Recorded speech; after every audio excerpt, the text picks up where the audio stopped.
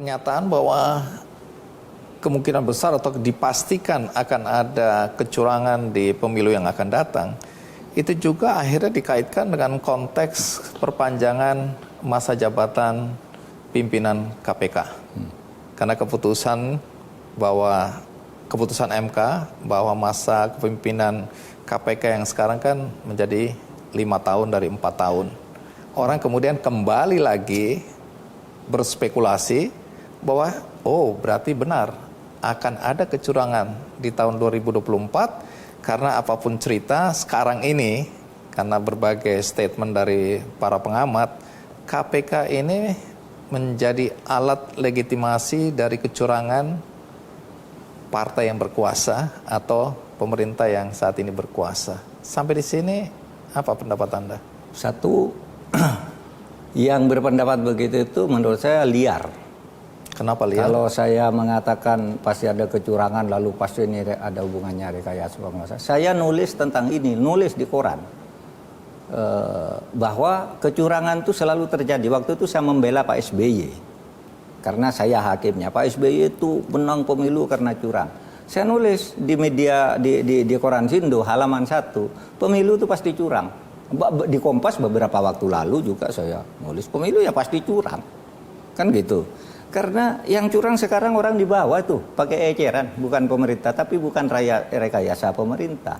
Nah, kalau sekarang lalu dikaitkan bahwa semua ini dengan penundaan pemilu dan sebagainya. Saya kan orang yang paling menolak pemilu ditunda. Atas dasar apa lalu dikaitkan dengan penundaan pemilu, dan pemilu tidak akan ditunda.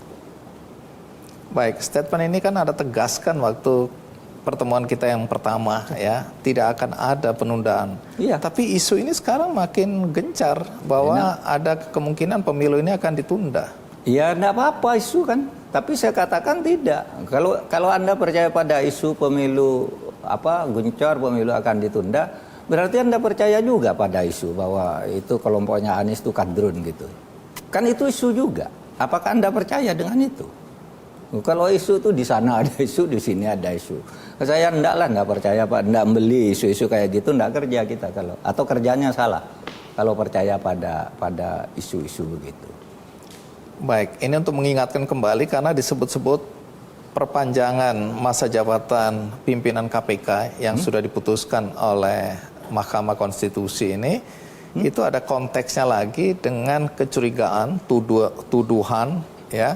Bahkan ada sebagian orang meyakini bahwa memang KPK ini akan jadi alat untuk menjaga lawan politik dari pemerintah atau partai yang berkuasa.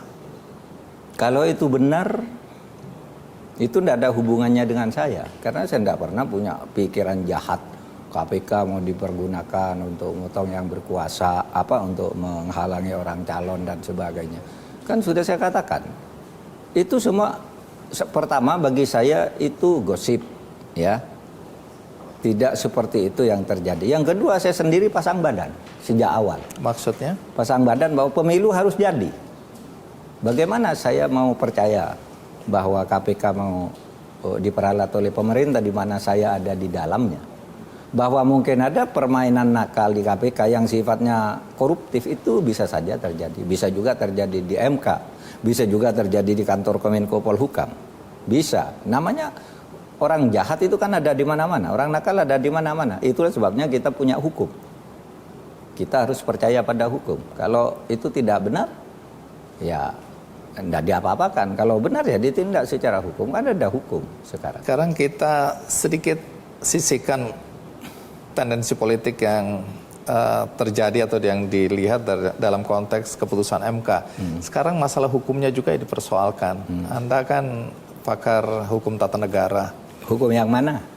Ketika MK memutuskan, MK ya, kemudian itu berlaku seketika.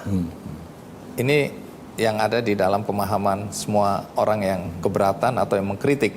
Yang ini soal pimpinan KPK ya? Pimpinan KPK. Jadi mereka bilang kalaupun itu harus diikuti keputusan itu atau dipatuhi, itu tidak berlaku sekarang tapi berlaku akan datang. Kalau berlaku sekarang dan dipaksakan itu, kemudian terindikasi bahwa ini politis. Jadi muter ke arah situ lagi. Jadi secara hukum tata negara MK berhak nggak kemudian memutuskan ini karena ada pilpres dan ada proses di DPR yang harus dilalui dan itu kan ranahnya bukan ranahnya MK. Ada dua tuh jawabannya. Kalau secara hukum tata negara dan menurut pendapat saya pribadi beda. Kalau secara hukum tata negara kita harus ikuti putusan MK. Itu hukum tata negara. Mengikat, sekali ketok mengikuti. Kalau ada tanya saya pribadi, saya tidak setuju dengan putusan itu. Kenapa? Ya, ini mestinya berlaku ke depan. Dulu si Gufron juga menggugat umurnya tidak sampai, ketika dia pakai undang-undang lama tiba-tiba berubah undang-undang baru, dia tidak memenuhi syarat, oleh pemerintah juga diberlakukan ke belakang. Dan MK setuju itu gitu. Nah kok sekarang tiba-tiba diberlakukan ke depan? Saya tidak setuju yang begitu. Kalau saya lebih setuju berlaku tahun depan saja. Tapi kita harus ikut dong putusan MK. Oleh sebab itu saya mau tanya ke MK, ini maunya apa sih gitu. Saya minta jawaban yang resmi institusional. Kalau enggak jawab, saya akan berlakukan ke depan, kan gitu aja. Kalau saya. Oleh sebab itu saya datang ke MK, tanya. Nah, nanti suatu saat akan sehari 2 hari akan diskusi. Anda sudah lakukan bertanya itu? Sudah. Jawabannya? Nanti akan dibuat forum resmi. Jadi sikap pemerintah mereka di sini juga belum ada. Iya, nunggu MK. Si pemerintah ikut hukum tata negara. Akan apa kata MK tentang putusan itu? Kan memang harus begitu. Nggak mungkin kan kalau Mas Andi memutuskan sesuatu saya tanya pada orang lain gitu. Kan mesti tanyakan, ini maksudnya apa sih gitu. Pasti ada dasarnya. Oh iya kan. Nah begitu pemerintah sekarang. Baik, masih di dalam konteks Mahkamah Konstitusi. Anda kelihatan marah sekali. Ini tafsir saya ya, belum tentu benar. Ketika ada bocoran soal sistem pemilu 2024 bahwa akhirnya akan diputuskan sistem proporsional tertutup. Kenapa Anda kelihatan emosional? Begini, saya mendapat, saya semula enggak tahu sih yang begitu. Dengar isu kecil gitu lewati. Tiba-tiba saya dihubungi oleh Imam Prasojo. Pak, masa ada putusan belum dibacakan sudah diumumkan oleh Dene? Ini. Lalu muncul lagi Said Didu, Pak, negara ini bahaya kalau MK percaya pada berita Dene itu. Iya. Lah, lalu saya kontak di MK, saya cari belum ada putusan. Maka ya saya agak marah juga. Gimana? Kok bisa putusan bocor? Saya marahnya karena Denny mengatakan ini satu dari orang dalam. Saya marah ke orang dalam. Ingat saya bilang, apakah hakim atau apakah itu hakim ataukah itu pegawai? Kalau membocorkan ini melanggar undang-undang kerahasiaan negara, harus diperiksa. Karena waktu saya ketua MK enggak ada yang bisa bocor itu sampai ketok palu, enggak ada, enggak boleh. Enggak boleh orang tahu. Amplopnya itu jilid gitu, enggak boleh ada orang pegang. Yang tahu hanya 9 hakim, saya letakkan di meja saya bawa ke orang sidang ini. Buka sekarang. Nah kok sekarang, kok sudah bocor? Itu tidak boleh, saya bilang, periksa MK-nya. Nah saya sudah bilang ke MK. Anda minta polisi memeriksa?